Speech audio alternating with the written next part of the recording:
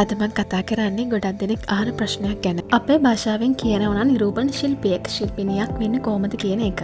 ඒ සඳහා අවශ්‍ය මූලික කරුණු කිහිපයක් ගැන තමයි අද මේ වීඩියෝ එකෙන් කතා කරන්නේ. අංක 1. ඔබ කවුද කියලා හඳුනගන්න. නිරූපණය කියන්නේ එක් වර්ගයක් නෙවෙයි. High fashion, commercial, catalogue, plus size වගේ විවිධ අංශ තියෙනවා. ඔබේ උස, සිරුරේ හැඩය සහ මුහුණේ ලක්ෂණ අනුව ඔබ වඩාත් ගැලපෙන්නේ මොන නිරූපණයටද කියන එක තීරණය කරන්න.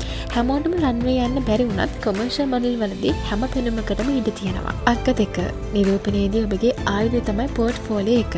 මේකෙදී ඔබගේ හොඳම ඡායාරූප එකතුවක් සාදා ගන්න. මුලින්ම සරල මේකප් එකක් සහිත ඡායාරූප ටිකක් ගන්න. ඊට පස්සේ දක්ෂ ඡායාරූප ශිල්පියෙක් එක්ක ටෙස්ට් ෂූට් එකක් කරලා ඔබේ හැකියාව පෙන්වන ඡායාරූප කීපයක් එකතු කරගන්න. මතක තියාගන්න ගුණාත්මක භාවය මිස මෙතනදී ප්‍රමාණය වැදගත් නැහැ.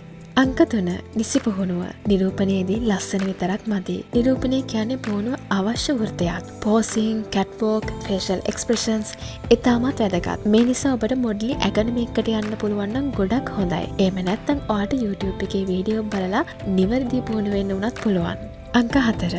පිළිගත් ඒජන්සි එකකට යොමු වීම. ඔබේ පෝර්ට්ෆෝලියෝ එකත් අරගෙන ඔවුන්ට අයදුම් කරන්න. ශ්‍රී ලංකාවේ තියෙන විශ්වාසනීය ඒජන්සිස් ගැන හොයලා බලන්න. මතක තියාගන්න ඒජන්සි එකක් මුදල් අය කරන්නේ නැහැ. ඔවුන් ඔබ තෝරාගත්තොත් ඔවුන් ඔබට හොඳම අවස්ථා හොයලා දෙනවා. ඔයාලට ෆ්‍රීලාන්සර් විදිහටත් වැඩ කරන්න පුළුවන්. නමුත් ඒජන්සි එකක් මගින් ඔබට වැඩි ආරක්ෂාවක් සහ හොඳ වැඩ ලැබෙනවා. අංක 5. මානසිකව ශක්තිමත් වීම. නිරූපණ ශාස්ත්‍රය කියන්නේ මානසිකව අමාරු ගමනක්. ඔබට ප්‍රතික්ෂේප වීම ගොඩක් අහන්න ලැබේ. නමුත් ඔබ නොබසබට උත්සාහයෙන් ඉන්න ඕනේ. ඔබට බැහැ කිව්වොත් ඒ පුද්ගලිකව හිතට ගන්න එපා. ඔබ වෘත්තමය සහ නියමිත වේලාවට වැඩ කරන කෙනෙක් වෙන්න. ඒ වගේම හැම වෙලේම plan B එකක් තියාගන්න. එහෙමනම් නිරූපිකාවක් වෙන්න බලාගෙන ඉන්න ඔබගේ හීනේ හැබෑ වෙන්න කියලා මම ප්‍රාර්ථනා කරනවා. ඔබත් මේක උනන්දු නම් like කරන්න. කමෙන්ට් එකක් දාන්න. අනිත් අයටත් දැනගන්න ෂෙයා කරන්න. channel එක subscribe කරන්නත් අමතක කරන්න එපා.